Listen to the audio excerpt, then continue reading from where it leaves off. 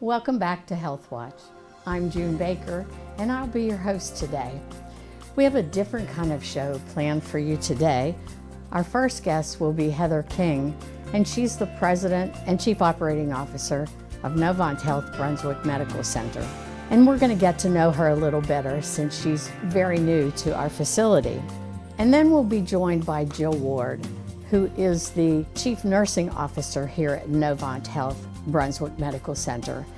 And both Heather and Jill come from a nursing background, and so our plan is to have a conversation today centered around community health and community hospitals.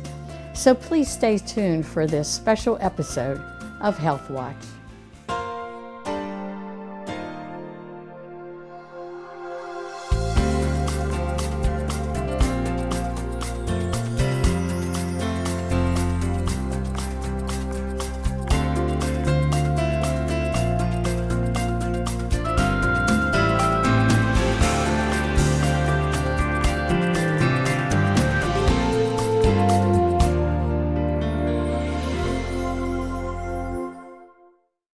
First, I'd like to welcome Heather King to our show today. Heather is the President and Chief Operating Officer here at Novant Health Brunswick Medical Center. And my second guest is Jill Ward, who's the Chief Nursing Officer, also here at Novant Health Brunswick Medical Center. I'm so happy you guys are here today, and it's going to be exciting because this is a different kind of show. I've never done this before, so it's going to be so fun. We're just going to have a big conversation. Looking forward to it. Yep. Good. Well, Heather, I'm going to start with you because you're the new kid on the block. Yes. And we're excited for the community to get to know you. They're used to hearing from Shelburne, and now they're going to hear from Miss Heather. So let's start by talking about your background. Where did you grow up? Sure. So I was originally born in Columbus, Ohio, and then moved when I was very young to Davidson County. And moved to my grandfather's farm with my mother, and I have a twin brother. And so we, lived there, kind of stayed on the outskirts, I guess, of Winston-Salem. Yeah. And then throughout my time have moved really, I guess, kind of closer towards the Clemens area as well. So. That's great. My kids want to buy a farm in Winston-Salem. They're looking for a farm. They live there. How about hobbies or interests? What do you do? I think you do furniture, don't you? I do. So I always play, I feel like I play a designer at heart. So I love to repurpose anything that's old or antiqued and restore, refinish. Love to paint, sand, just really turn something that looks like maybe it could be discarded and turned into something beautiful. And then what I do with most of my furniture is then find areas where we can donate it to battered women's shelters for women who are starting over that need furniture in their new homes. Oh my, that's awesome. That is a great hobby. Yeah. I know Jill likes to refinish furniture too. Yeah, I do. And my husband, that's all he does. He has a shed, and when I can't find him, he's in that shed either building or sanding or painting. He loves when I talk about him on the show, by the way. So, what drew you to healthcare? So I think for me it was, my path was a little bit different. I think everyone's is. My mom was a nurse, and so when I was growing up, I think that was the one thing I thought I wasn't never going to do, was be a nurse. And I didn't have the luxury of going to a 4-year school when I graduated high school, so I had to, knew I had to go to work.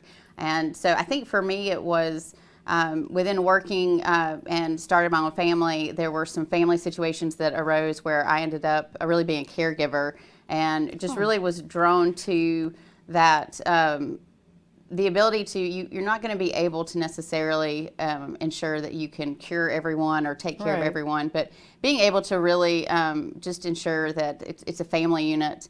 And so I saw nursing as an opportunity for me to, one, be able to give back and to be able to ensure that I could take care of others in a way that was, for me, felt like I was giving back and helping have an impact.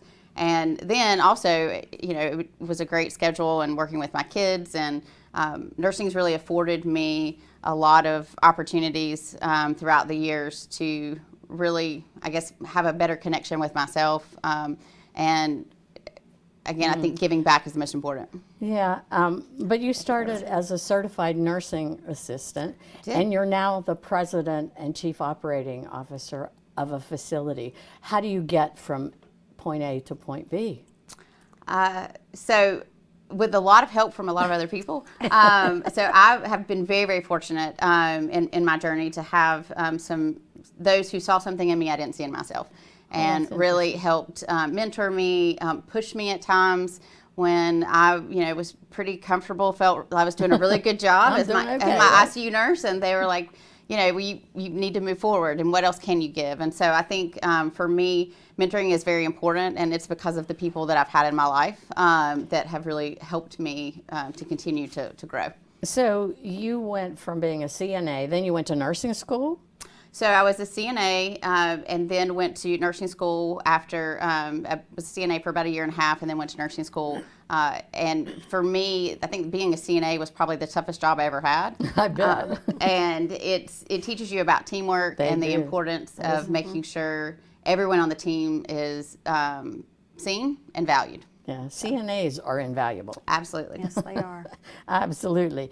So then you were working in Salisbury and Clemens, I believe, and you were a chief nursing officer? I was. So I started my career with Novant about 17 years ago as a CNA, and then through nursing in the critical care area, and moved up through Forsyth Medical Center, then had the opportunity to go to Rowan Medical Center as their director of nursing. Rowan is one of the, now with New Hanover, it's the fourth largest, but it was at the time the third largest hospital. But that community, and that's really where I think I learned the importance of connecting back to the community, of understanding your patients and understanding how you can give back in a way that helps those around you. And they're some of the best people that I've worked with. I've been to that hospital. I've worked in that area. Yes. It is. You're absolutely right. Yeah. So I think they helped teach me along the way of how to be a leader. And then I had the opportunity to come back to my home area in Clemens and build the hospital. I know. You built the hospital there. Yeah. It was probably the most exciting thing I've ever done, and also where I learned the most. And I also had the luxury of building a team from the beginning and from the ground up, and setting that culture and just connecting back with our community. And couldn't have been a better experience. That must be a great feeling to put your stamp yes. on a hospital like that, bringing it up from the ground up. We know Denise Mihal had that pleasure of doing it here with this facility. And I remember her talking about it the very same way. Yep. That is, I think your background is probably the most interesting of anybody I've interviewed, because you literally went from the lowest person on the totem pole to now you're at this high level, and to me that's just amazing, and you did it a lot on your own. Yeah, I think it's important. I think for me it's important to be able to kind of get that message out to others too, of one, you don't have to know what you want to do or have it all figured out when you're 18 and going to college. I think I was a better student and I was a better nurse because I did it in my late 20s. And then I also feel like, anything is possible if you can just continue to make the connections and continue to receive things from a yes standpoint, and here's how I could approach this, or here's what I could do, instead of but if or maybe. So for our next sort of segment, I'd like to focus on community hospitals and community health. So I'd like to just have a conversation with the three of us to talk about some of the different contrast and compare us to other facilities and so forth. So I'll kind of guide the conversation, but Heather and Jill, I'd like you to do all the talking. Okay. So let's start with community hospitals. I feel like there's a place for everybody, a tertiary care facility, and right next door to it, or down the road, a community hospital. What do y'all think about that? I absolutely think so. I think that, I've worked within markets where we have the flagship, the tertiary hospital, and then you have your community hospitals. And really what we want to do is be able to ensure that we serve our population in the best way in all areas. So there are going to be things that New Hanover can offer because they have the equipment and the expertise there. Right. The same way that we can at Brunswick also build off of continued growth and ensuring that there are specialties and subspecialties that we can offer within our community here as well. So I think we work together, and COVID certainly showed that, where we were able to flex and keep more patients in our community. Right. And it's so nice. Jill, I know you've worked at some really big hospitals, and I'm sure you have probably the same feeling that she does. I think community hospitals are nice to be. They're closer to home. Right. It keeps our families here close to home. Yeah. So, in Brunswick County, we tend to have a lot of transportation issues with our patients. So being a smaller community hospital, getting to know your families, getting to know their needs, and just the fact that we're here and they can stay close to home is always so important to community hospitals. I'm going to direct this to you, Jill. Let's talk a little bit about what services and what have you we have. So give us an overview of all that. Well, we're a 74-bed hospital. We have 4 operating rooms. We have 1 C-section room. We have a 24/7 emergency department, and we have a wide range of services from surgery to imaging, cardiac rehab, speech therapy, occupational therapy, respiratory therapy. We have a pharmacy services here as well. Yeah. How does that compare with Clemens, say the Clemens Hospital that you came from? Is that similar? Very similar. So with Clemens, it was your same as far as acute care and the services we were able to offer. And again, very similar to Brunswick. At Clemens, we were we started out with surgical services from ortho standpoint and med surg, and then we were including colorectal and then looking at bariatrics. And so I think that's the nature of the community hospital is you have a good starting point, and then you develop the needs of the community and let that determine and drive what you're going to add. How many beds did you have at Clemens? At Clemens, we were licensed for 50. We only built out 42 at the beginning, and actually we'll start construction on the second tower within 2024 to be able to expand services there as well. So we have more beds than Clemens. Yes. Right. All pretty much the same services and the same feel. I've been to Clemens, and it's kind of a small town feel, and yeah, very similar. I think those promote healing and promote. I don't know, just everybody knows everybody. That's the thing I like most about here. I've been with this company a very long time, and but I know most of the people in the hospital. I know all the practices and the doctors and who works there, and it's just like when you walk in the door, you feel like you're home. Yeah. It's just a great way. Do you feel that way, Jill? Absolutely. I don't pass very many people I don't know here. Yeah. And I think it's very helpful to patients in that healing process. Absolutely. So the flagship hospital here would be New Hanover. Is that correct? Correct. Yes. And they have quite a few beds. Yes. More, just a few. Just a few. Just a few. But that would be where we would transfer patients and talk about the helicopter a little bit. Well, we do. It's really exciting. We're going for our acute stroke ready, and that's I heard that. one of the big things with our helicopter and being that it's here on our campus. If you come here and you're having a heart attack or you're having a stroke, we have the ability to airlift you and get you there much quicker. So that's a good thing about having them on our campus. Right. Yeah, and that stroke ready thing, you go through a lot of we go through education. Absolutely. We're training all of our staff on how to recognize signs and symptoms of strokes.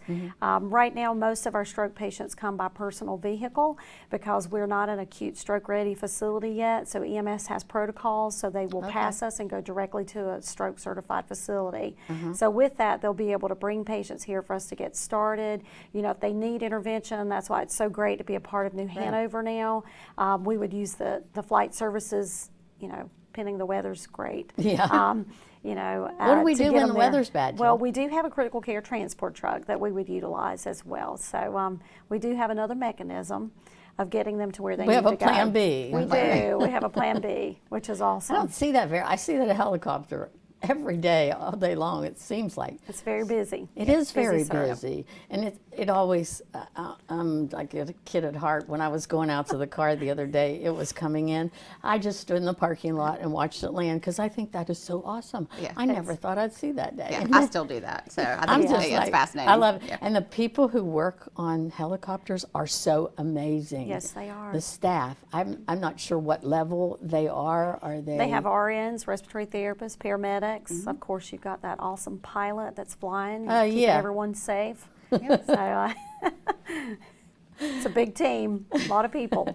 In a small space. I know. That absolutely. amazes me, and I always think when I see them in the cafeteria in their uniforms, I'm just so impressed Yeah. with their flight suits.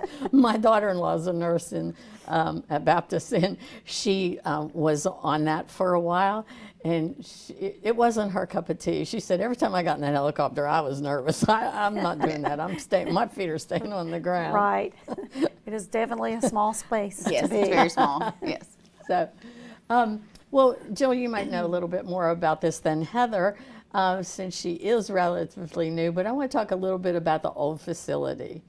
I know I was there in those days.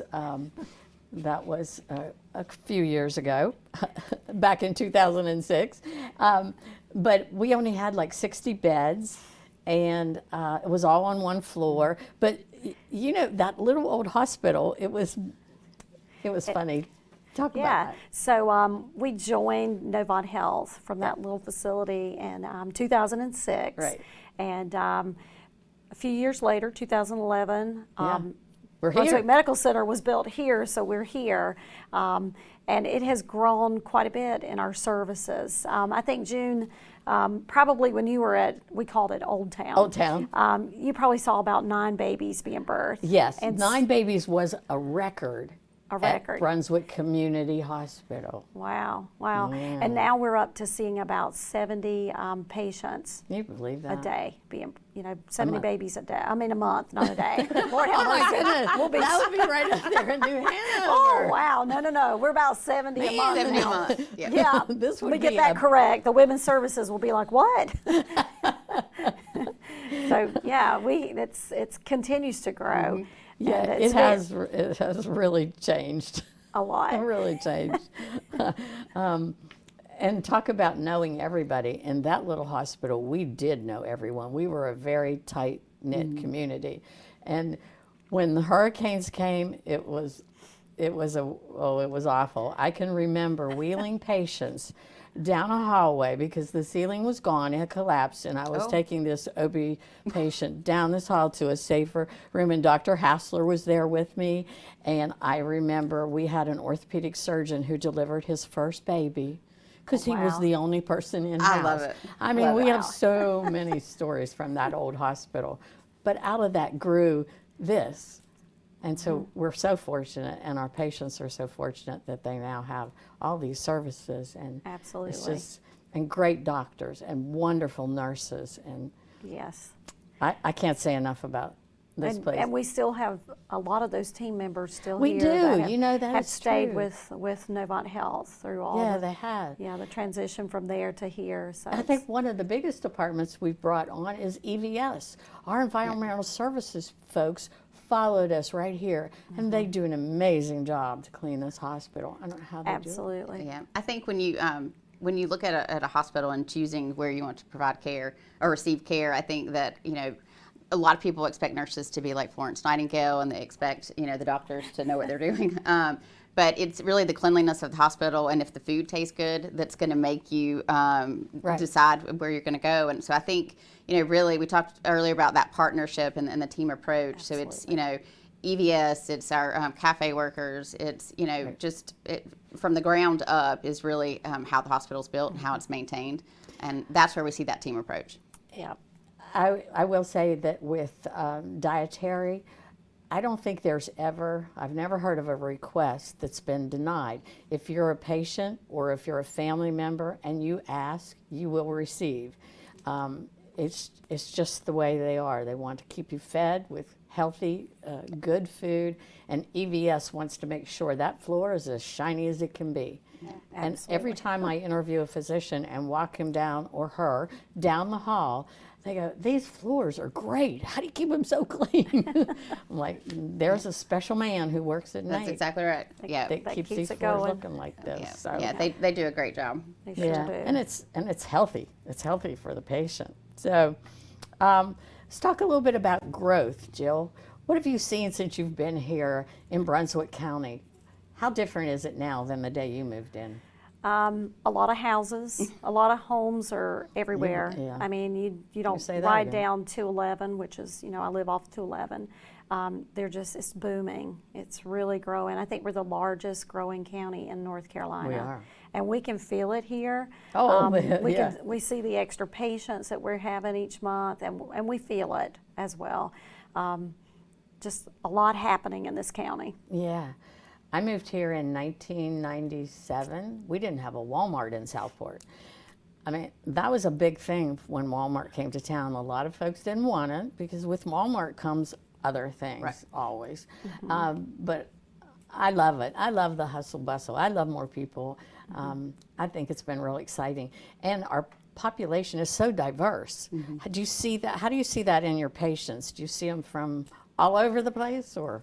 We do, and typically in the summer months, it's a lot more Oh, that we yeah, see. that's We another see a story. lot of people from not here that are local that visit us. They can be at the beach and get a jellyfish sting, or they come here for different reasons. But it's nice. We get to they give us a lot of compliments as well, which is always really, really sweet. We get a and lot of really- letters from them, don't we? We do, and just the small home-like feel is what they always mention here, and how kind people are, and how we're in a service industry, so we really want to take the best care of every individual that walks through our door, and so we get a lot of compliments with that. Yeah, that's one thing that I hear mostly is how kind everyone is here.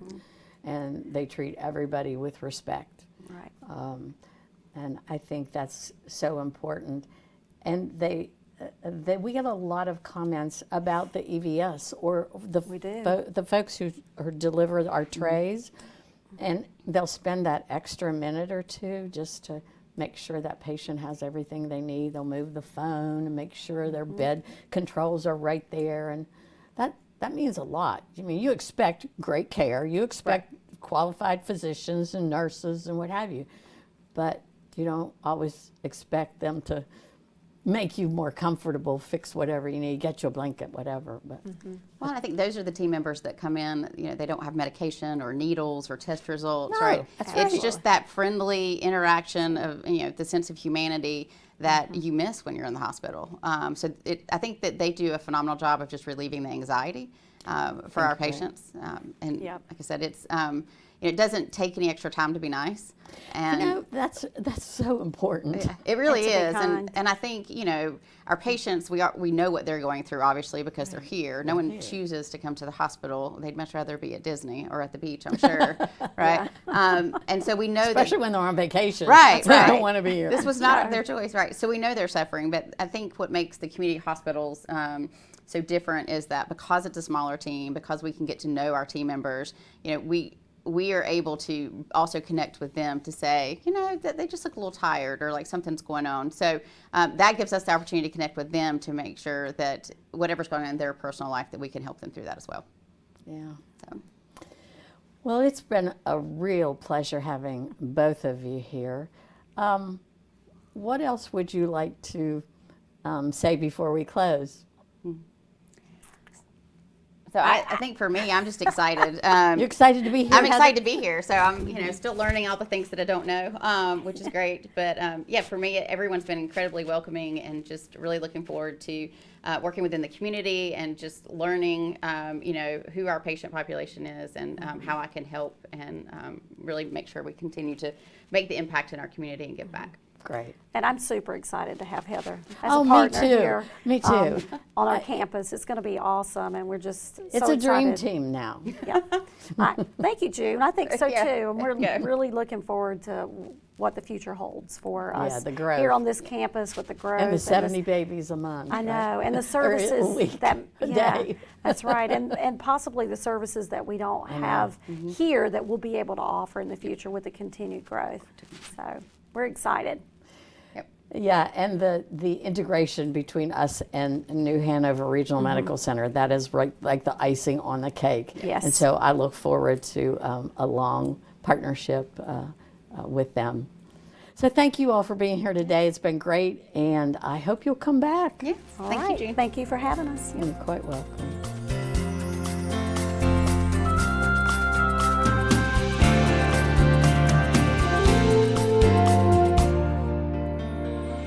Thank you for joining us today for this special episode of HealthWatch.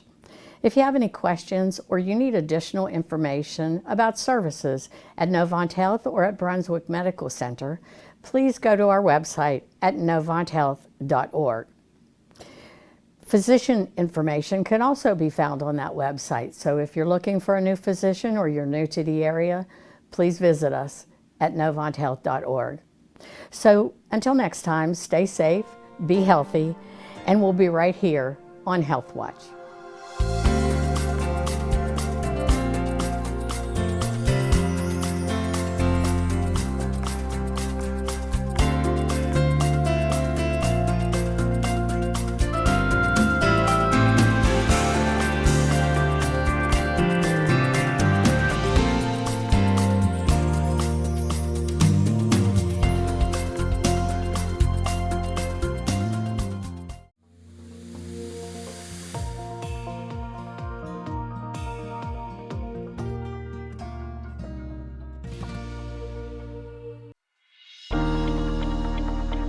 Focus Broadband is a hometown company, like I'm a hometown company, and I like doing business with my neighbors rather than calling up a number and going to a voicemail or a return call the following day. They answer my questions immediately and service me promptly. I first got Focus Broadband from my house, and it's great. It's just a feature that you can see everything all the time and you can feel secure.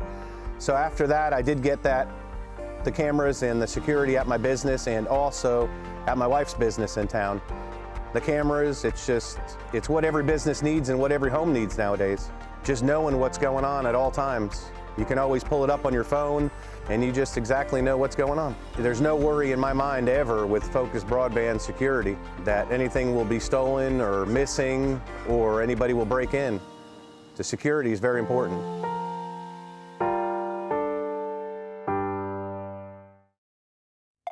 Is your home in need of an internet upgrade? More people than ever are working from home, making a fast, reliable connection essential. And having enough bandwidth makes it easier to manage your energy consumption, keep your home safe, and enjoy entertainment without lags or buffering. So upgrade to Focus Broadband's Gigabit Internet service for the ultimate high-capacity experience on all your devices. Call today or visit focusbroadband.com.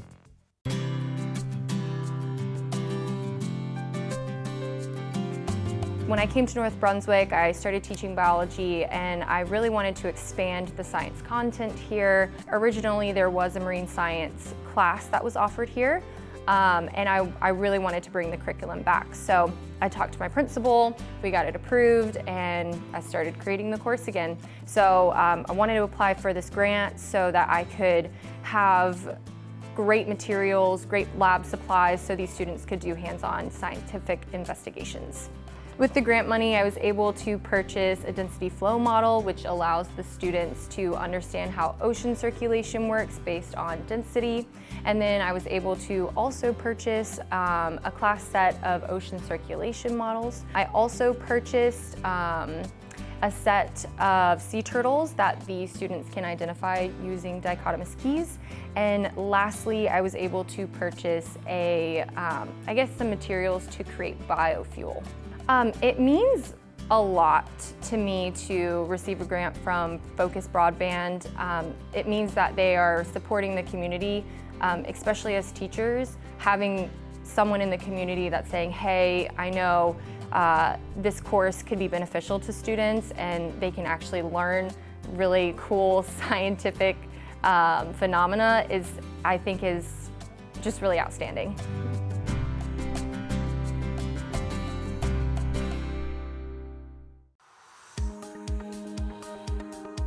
The transition's been great. Everything works so much smoother. There's no buffering, there's no holdback on download speeds, and when you click on an item, it immediately comes up. Now that Focus have come to Columbus County, I'd recommend it to anybody who has it going by their doorsteps. They need to hook on. We are focused on providing faster internet speeds to communities in need.